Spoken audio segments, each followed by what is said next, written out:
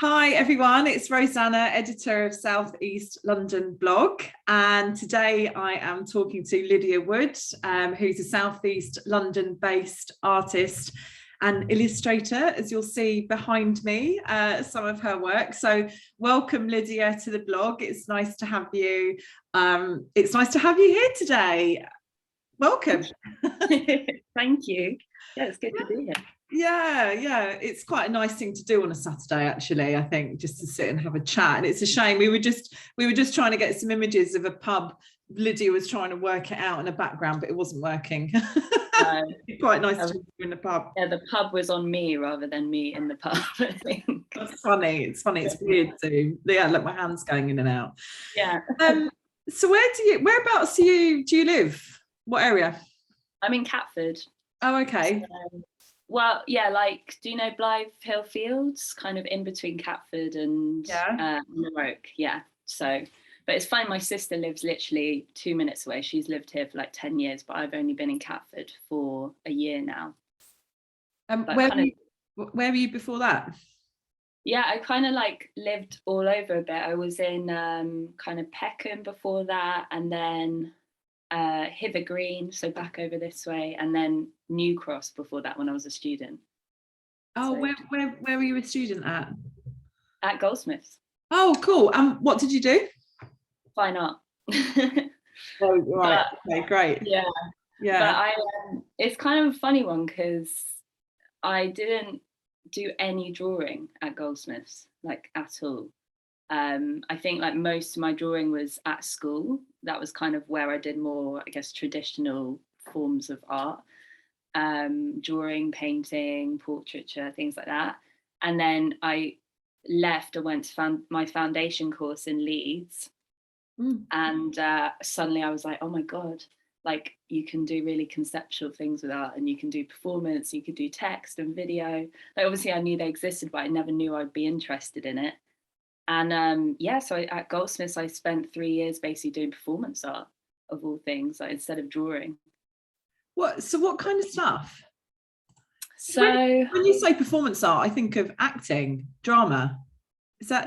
Yeah, I guess in my work there was an element of acting, but in other people's kind of performances, maybe it was more performative rather than like a performance. So that kind of comes in different forms. I had like a kind of string of performances where I embodied kind of figures of authority and put myself in situations like maybe a private view, and sort of had a script and tried to make it slightly comedic, my character, I guess. Yeah.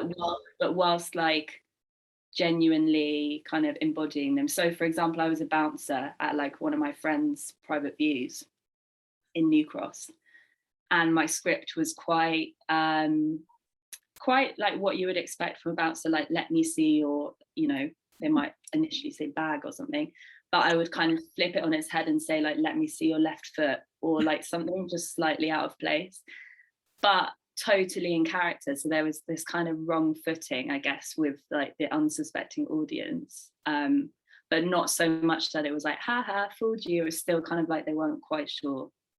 But were they doing it? Yeah, they totally were like, yeah, anything you want, I just want to get in, which was kind of also interesting, that kind of that weird level of authority. Do you know what I mean? Like that kind of, those positions I chose were quite specific as well. It was fun. Yeah, it sounds it. I do like the reels you do. That's why, that is what it actually drew me to you in the first place, because I think some of it's quite dry, it's quite satirical, and I'm a big like comedy fan, so I was like, right, yeah, she looks cool, I like what she's doing. So yeah, that sounds great. So you sent me over a bit of information. Tell me about these illustrations then that are behind me, and when you started doing this, because you were a teacher before, is that right? Yeah. So yes, so I ran, or still do run, like another company called Art Kids, and it was basically just facilitating after school art clubs for primary school children locally around Southeast London. Is my internet breaking up or is it okay? Yeah, you seem okay. Okay. But then obviously the pandemic, the first lockdown, schools closed. And because I'm not hired by the schools, I like run my own business, I then just had no work like immediately. There was no other kind of way, you know, it happened to a lot of people as well in different industries. And so I actually went up at home where my parents live. They live up in North Yorkshire. And I just stayed with them and was like looking after my grandma. And I was like, obviously panicking at the same time about everything, but also especially work, and just, needed something else to do, and thought, I'm just going to do some drawing kind of for myself, but also just like, let's see if anyone wants any commissions, because some people haven't lost their jobs, some people have money to spend. And it just literally went from there. And I kind of went down the pub route just out of like, you know, missing the pub. It's something I know. It was kind of a joke at first, like, oh, let's draw your favorite pub, everyone loves the pub. But actually, like, it was really lovely to hear why people were getting drawings of their favorite pub and what was special about it. And then it was just a theme since then, and yeah, it kind of took off, I think. So what was the first pub that you drew in Southeast London? No, I think it might have been the Blythe Tavern, which is now my local, which is kind of crazy. That's a bit weird, isn't it? Yeah. I think it was the Blythe Tavern because I did the Catford Arts Trail years ago, like back in 2000, because my sister lived here, 2016 or something like that. And I decided to draw the pub and like the theatre and things like that. So I think it might have been that one, which is a good one. Yeah, I've not been there. I must admit, I must try and get around. All right. So you've made. We were talking about this before I started recording, but you seem to have made a pact that you're going to draw every pub in London. Yeah, I think I'm. Do you want to talk about that? I'm just every morning. Yeah. How many are there? I think there's like over 3,500. I think that's what I googled. And how many have you drawn already? I think, well, including commissions and stuff, so I might not have copies of them, but including commissions, I think there's definitely at least 100, maybe 100, around that mark. But most of them are Southeast London at the moment, because I've started with ones that I know. Yeah. How long do they take to draw? So I draw them like A5 size. If it's just part of this project, it's not a commission. And so it can take like a whole working day. So like I would say with breaks and things like that, beginning to end, maybe like 6 hours. But sometimes a bit shorter depending on the type of building. But I like to obviously take my time, and it is, and doing it in one go is quite, like at the end of it you're like, oh my god, it's like you've come up for air and like your neck is a bit kind of sore in your hand and everything. And so what's the process? Do you go and take photos? Do you go to the place? I mean, how do you, what's your process behind creating these so if they're local and like obviously usually the ones that are local, I go and think about like the best angle of that pub, because a lot of them are on corners as well, so they can be a bit awkward. And I try as much as possible to take a few sketches as well as photos, which really helps like both sides of it, because I kind of get a feel for it when I'm there, but also the photo allows me to finish it off at like the high detail level at home. But the working from photos thing is really helpful, especially over those lockdowns. And at first I was like, are people going to be a bit like, oh, that's like kind of cheating? I don't know why I had this kind of, I was a bit self-conscious about working from photos, but people, I don't know, they're just like, as long as you've captured the building in my style, like that's what they want. So and obviously it's been great for, you know, still running a business even during lockdown, not having to meet people or go out and stuff like that. So but a little bit of both, I say. I think you just reading about, you know, I mean, it was hard for everyone, you know, a lot of people, and it's quite inspiring to read, you know, and I've heard other stories as well about people who've just pivoted, you know, and used your skill, and now you've got quite a good business from it, you know, almost. Are you finding that it's working for you? Are you quite keen to get back into teaching, you know, the after school club, or are you happy just where you are at the moment? Yeah, I feel like I've got I don't know, when I think about the teaching stuff, it's I was really passionate about it, but I feel like I've kind of, took a long time to grow, and I was trying to grow it, and I never did like a formal kind of teaching training. It was all kind of learning on the job and running a business, which I'd never done before. So I did it straight after I graduated.